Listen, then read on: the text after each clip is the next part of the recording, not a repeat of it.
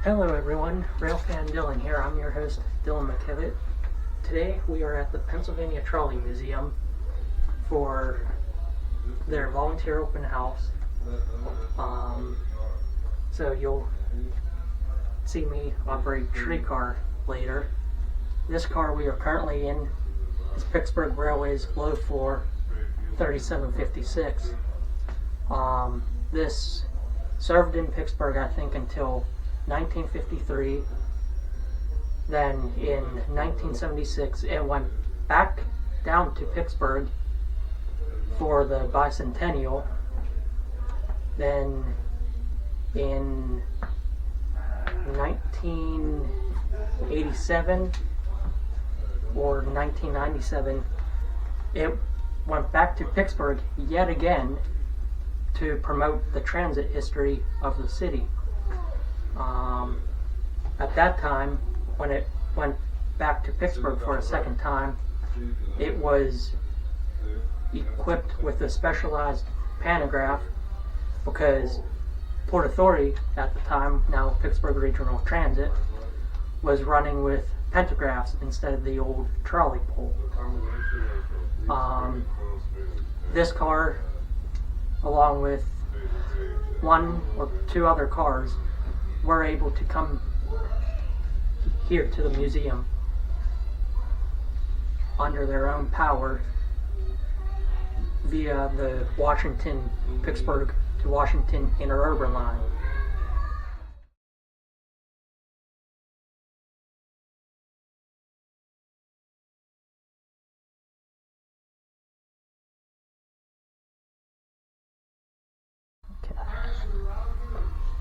This is car 2227. It's a Cincinnati car.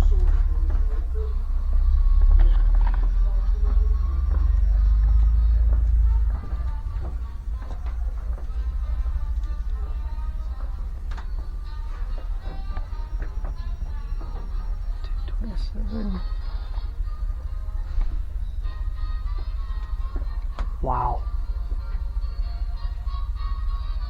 Look at this. So this must be where they switch the ground to from the track to the pole. So this car, Scott, you saw it has two poles, right? Here. There's a lot of lights in here too. Yeah.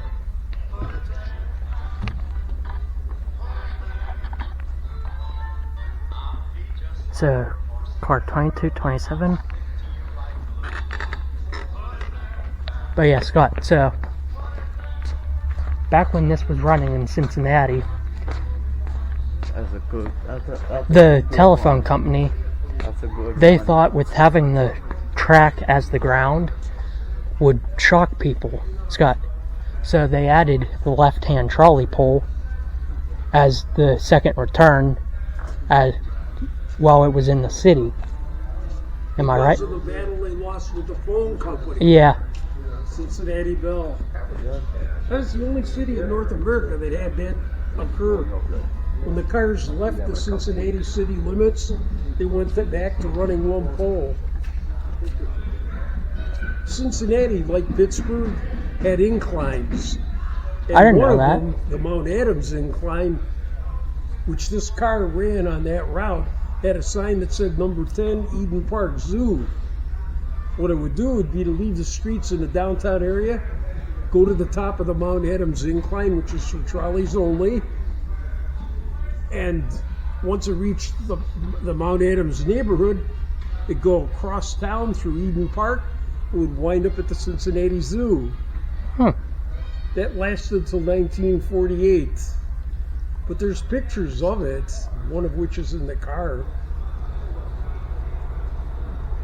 But that bit with the double trolley poles was unique to Cincinnati. Yeah.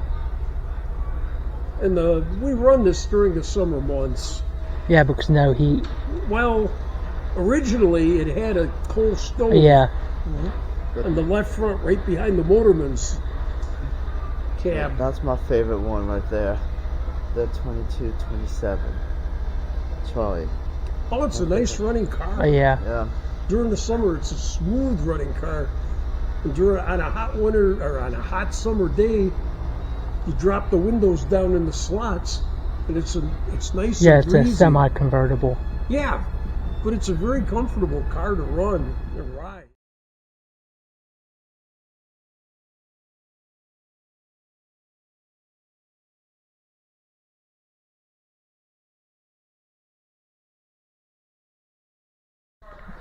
Here's the next car. SEPTA, Southeastern Pennsylvania Transit Authority, bullet car. Again, at the Trolley Museum with my friend Scotty Watson. Hello. This car is the first car that combined lightweight construction, electric traction, and wind tunnel tested streamlining. This is car 209. It was built in 1931. It ran on the Philadelphia and Western interurban line between Nordstown and 69th Street Terminal in Philadelphia. This is my second favorite car at the Trolley Museum. Second favorite. It was designed by a guy who was already pushing the envelope on interurban cars. His name was Dr. Thomas Conway. He then was later recruited to the President's Conference Committee Car Design Committee as the only guy allowed on the committee with any experience, because his experience was with these bullet cars, building these bullet cars. This is aluminum body over steel frame, and the J.G. Burrow Company did an excellent job. After these were retired from SEPTA, after 60 years of service, they cut holes in the sides of them, found no corrosion where the metal joins the aluminum, and yeah, this is car 209. The Rock Hill Trolley Museum has car 205, and they put trolley poles on the roof and they operate it. These cars were third rail interurbans. Go out that way. So these got their power from a third electrified rail down by the track. But here's the control. And we'll go check out another third rail car, which is a Philadelphia subway car that ran on the Market Frankfurt line. There's car 606. We'll show third rail. There's people in it right now. There's Johnstown Traction 350, which the Rock Hill Trolley Museum has car 355 and 311 from the Johnstown Traction Company.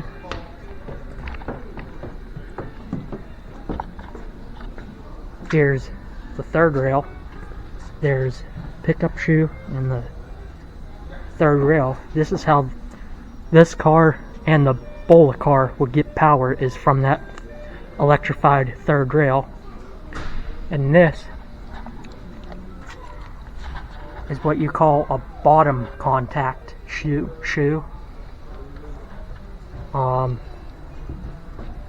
Which the MTA Metro North Railroad in New York uses a bottom contact. This is a top contact, which the Long Island Railroad in Long Island, New York uses the top contact third rail. So let's go in. Ready, Scott? What time is it? 2:21. Okay. This car's last car, then we'll go back. Excuse me. So there's the bullet car, 205. Then here's 606. This ran on the Market Frankfurt line in Philadelphia. Here's the inside.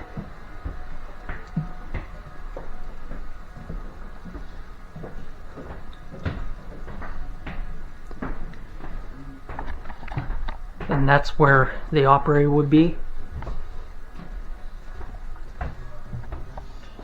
Here's the one end,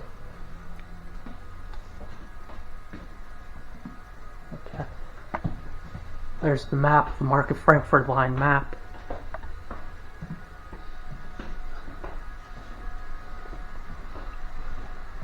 Now this would operate in a multiple car train.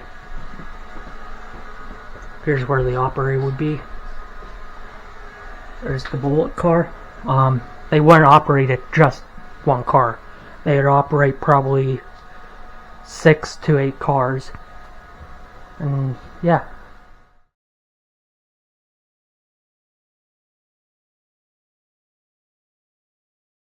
Did I have a radio? Yeah, it's on. Oh, sorry. Nice. There we go. Okay. So, controls. So, you got a bell here. This thing on the floor. You stomp on it to ring the bell. Every time the car stops, and it is going from being stopped to moving. So every time you go to start the car, you have to ring that noise. This brake that we were just talking about. This is your sander, you don't need to worry about it. This is the door, you don't need to worry about that. Windshield wipers, don't need to worry about that. This is your reverser. So, this is neutral, forward to go forward, right? This is a controller. It has 9 notches, but we're only going to use the first 5 on this trip because we're not going particularly fast. So, any questions? No. If I start calling out numbers, those are notches on the controller, like first notch, second notch. Yeah. So like first notch, second notch. That's where this little thing is here. We'll point at them, like going around. 5th notch is straight out, 90 degrees. Okay, and if I say off, that's where it is now. Okay. Okay, so, you ready? Yeah. So, ring the bell twice. That bell above your head is because you have the conductor, because it's a 2-man car. Release the brake and pull 1 notch. Once the car starts to move, turn it on. Very good. So we're actually going downhill. The car will start to go faster than this. And then, since we're operating on line of sight, look down the hill, make sure there's no cars coming up the hill.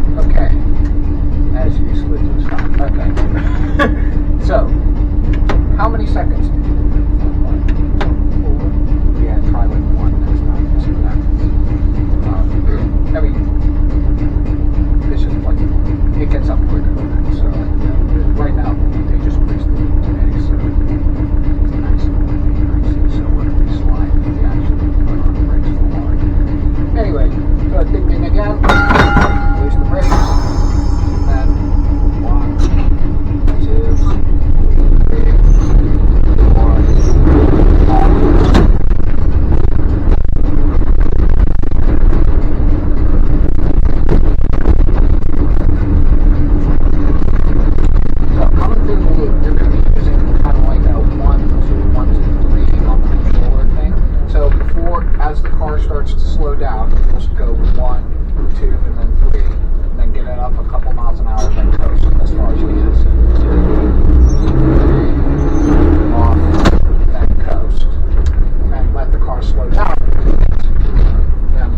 start stops again. 1.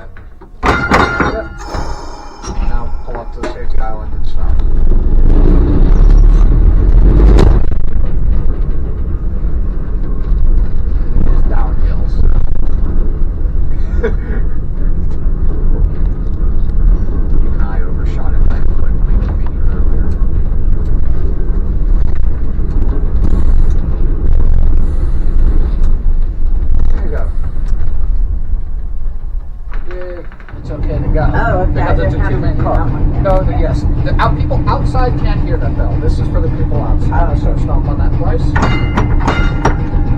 Release the brakes. So this one all the way over here. Now pull one notch on that for just long enough until the car starts moving, then shut it off. Very good. Now, as you observed with Dylan, you're going to basically stand here and watch the car drive itself all the way to the red line. Okay, so what?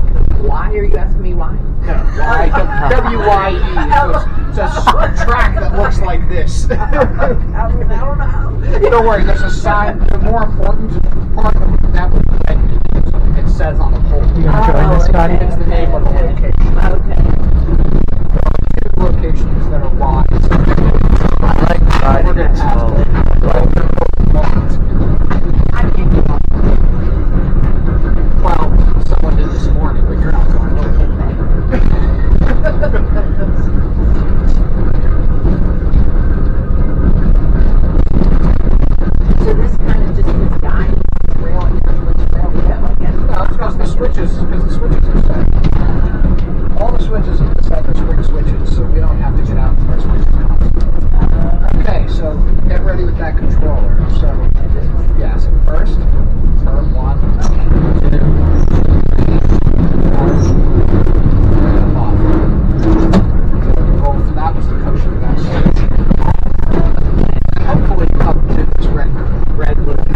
see that red house? Yeah. The overhead? That is the trolley stop sign. So you are going to stop there. You're going to go from there. I'll go to 45 degrees. This way to back. That's 90 degrees. But yeah. Well, the car stops. So you get at least passing marks. Okay. So only to here's. Oh, Yeah, okay, yeah. okay. Oh, so I'm 45. 45 degrees is the here. That's 90. It's okay. I'm not going to ask how long it's been since you passed geometry. Yeah. I never looked at that. Oh, okay. Actually, technically, neither did I. We did integrated math in high school history. Okay. So, big thing. Brakes off. So, release the brakes. Yep. One, two, three, four.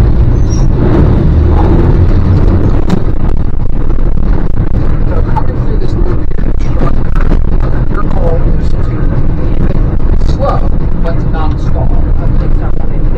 You're not going to have to do anything to brake. So the car's going to slow down to the curve. So when it gets down to like 2 or 3 miles per hour, you're going to hold first notch. Okay, now.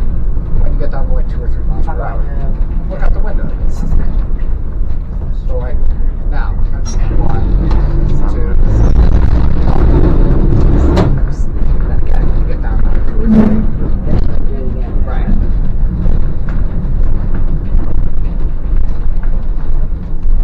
Sure.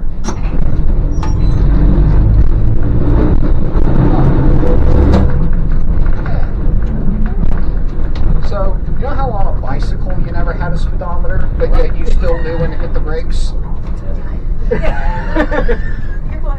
Hell, that little wooden car you ran down Suicide Hill didn't have a speedometer on it either. I kind of have to go again. Yes, you did.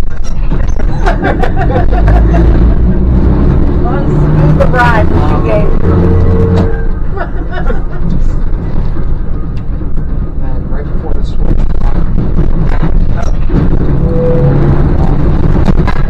this is back. Do you hear that clap clap? Yeah. That was your back truck getting through that switch. So now 1, 2,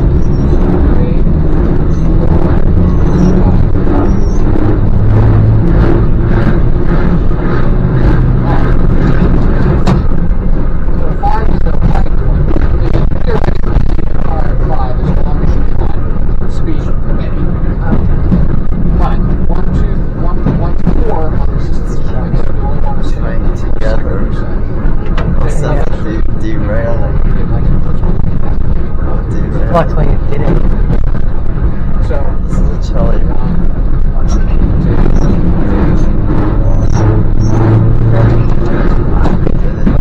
it's not that difficult. If the speed was that quick, they would have put a speedometer on it. So 1.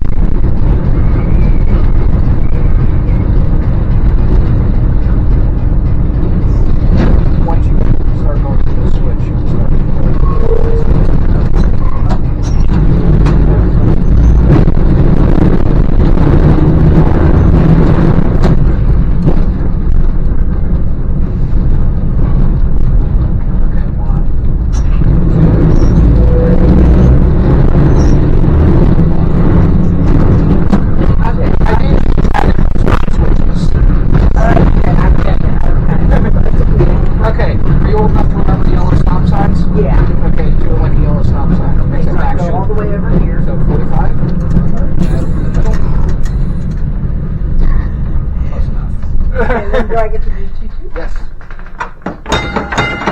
Yep. Thank you, Well, Brett. pull up the safety island. You're not bad yet. Oh, okay. So I That was get the stop sign. Oh. That we slid through like a boss. That's funny. So your brake is still on. Oh, sorry. Okay. So There we go. again, yes. Okay.